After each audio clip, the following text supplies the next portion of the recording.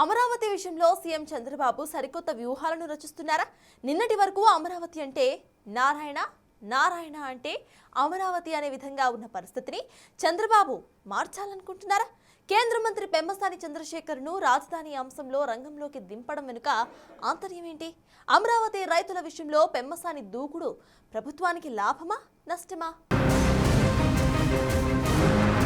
ఆంధ్రుల కలల రాజధానిగా ప్రపంచ స్థాయి నగరంగా అమరావతిని తీర్చిదిద్దాలని ముఖ్యమంత్రి చంద్రబాబు తీవ్రంగా కృషి చేస్తున్నారు. ఇప్పటికే 29 గ్రామాల్లో 33,000 ఎకరాలు సమీకరించి అమరావతి పనులను జెట్ స్పీడ్ తో ముందుకు తీసుకువెళుతున్నారు. అంతేకాదు అమరావతి అంటే ఓ సాదాసీదా నగరం కాకూడదని, విశ్వ నగరంగా వ్యాపించాలంటే మరింత భూమి కావాలంటూ రెండో విడత భూ సమీకరణకు సిద్ధమయ్యారు. అయితే అమరావతి రైతులను డీల్ చేసేందుకు సీఎం చంద్రబాబు కొత్త వ్యూహాన్ని అమలు చేయబోతున్నారు. అందులో భాగంగానే కేంద్ర మంత్రి పెమ్మసాని చంద్రశేఖర్ను రంగంలోకి దింపారు.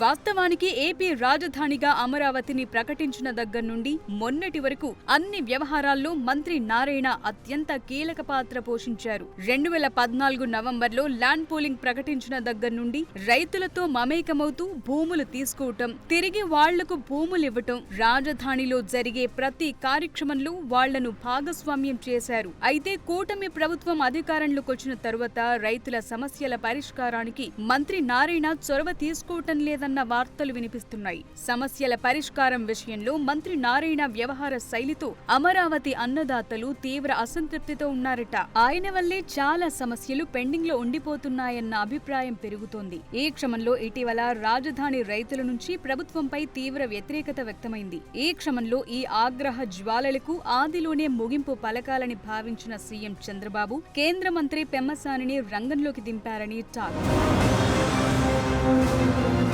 అమరావతి కోసం భూములిచ్చిన రైతులు గత 5 ఏళ్లుగా తీవ్ర ఇబ్బందులు పడ్డారు. వైసీపీ హయాంలో తమ గోడు ఎవరికి వెళ్లబోసుకోవాలో కూడా తెలియక బిక్కుబిక్కుమంటూ గడిపారు. అయితే 2024లో కూటమి ప్రభుత్వం అధికారంలోకి వచ్చాక కూడా సమస్యలు పరిష్కారం కావట్లేదని రైతులు తీవ్ర ఆవేదనతో ఉన్నారట. కూటమి ప్రభుత్వం వచ్చి 18 నెలలైనా సమస్యలు పరిష్కారానికి నోచుకోవటం లేదని పలుమార్లు మంత్రి నారాయణకు అనేక సార్లు రైతులు మొరపెట్టుకున్నా పట్టించుకోలేదట. ప్లాట్ల కేటాయింపు గాని, మౌలిక సదుపాయాల కల్పన విషయంలో గాని ఎలాంటి ముందడుగు పడట్లేదని ఆవేదనతో ఉన్నారట. ఒక దశలో ప్రభుత్వానికి వ్యతిరేకంగా ఆందోళన కార్యాచరణకు సిద్ధమయ్యారు.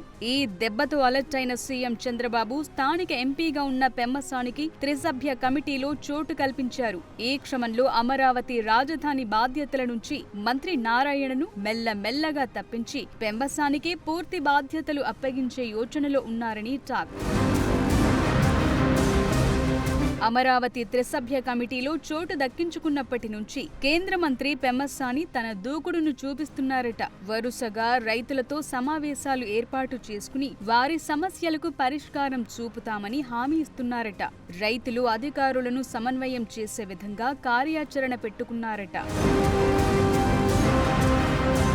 అమరావతి విషయంలో సడన్ గా పెమ్మసానిని రంగంలోకి దింపటం వెనుక వ్యూహాలు ఉన్నాయని ప్రచారం జరుగుతోంది.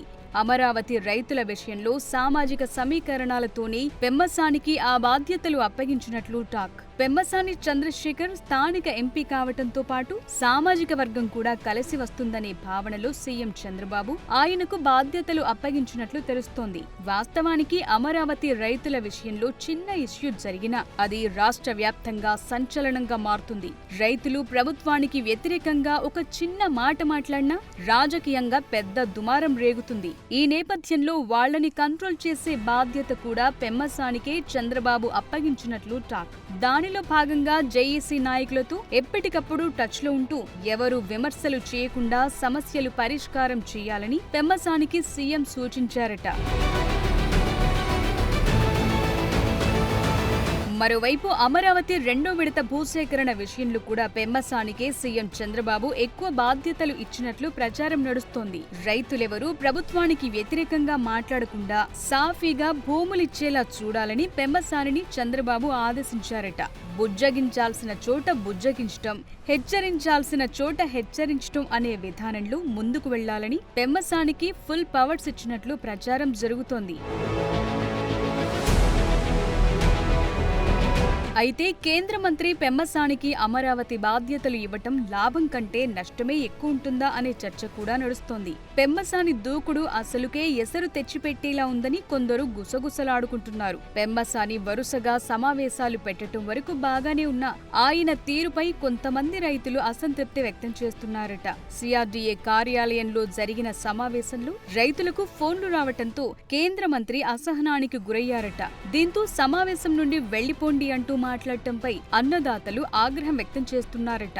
అంతేకాదు చెప్పే సమస్యలను సరిగా వినటం లేదని రైతులు గుసగుసలాడుతున్నారట. పెట్టిన 3 మీటింగుల్లో చిన్న సన్నకారు రైతులను కలవలేదని, కేవలం జేఏసీ నాయకులనే కలిసి వాళ్లు చెప్పిన సమస్యలే విని పరిష్కారం చూపుతామనటం ఏంటని ప్రశ్నిస్తున్నారట. అమరావతిలో పెద్ద రైతుల కంటే చిన్న సన్నకారు రైతులు ఎక్కువ సంఖ్యలో భూములిచ్చారనే విషయాన్ని కేంద్ర మంత్రి మర్చిపోతున్నారా అని ప్రశ్నిస్తున్నారు. వారి సమస్యలు చెప్పుకునే అవకాశం కూడా ఇవ్వటం లేదంటూ రైతులు బహిరంగంగానే మాట్లాడుకుంటున్నారట. అంతేకాదు 2014 నుండి ఉన్న సమస్యలు పక్కన పెట్టి ఇప్పుడున్న సమస్యలు చెప్పాలంటూ పెమ్మసాని మాట్లాడటం కరెక్ట్ కాదనే భావనలో రైతులున్నారట. 2014 నుండి ఉన్న రైతు సమస్యలు 2 ఏళ్లు ముందు వచ్చిన పెమ్మసానికి ఎలా తెలుస్తాయని అసంతృప్తి వ్యక్తం చేస్తున్నారట.